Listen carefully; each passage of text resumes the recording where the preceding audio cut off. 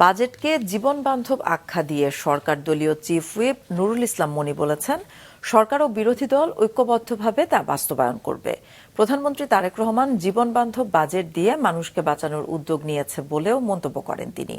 বাজেটের পর বিএনপির সংবাদ সম্মেলনে চিফ হুইপ নুরুল ইসলাম মনি আরও জানান, অতীতের রেওয়াজ বাদ দিয়ে বিরোধী দলকে এই বাজেট অধিবেশনে ৩১% কথা বলার সুযোগ করে দিয়েছে সরকার। পাশাপাশি বিরোধী দলের বেশিরভাগ প্রস্তাব গ্রহণ করা হয়েছে। জুলাই সনদের ভিত্তিতে সংবিধান সংশোধন করা হবে।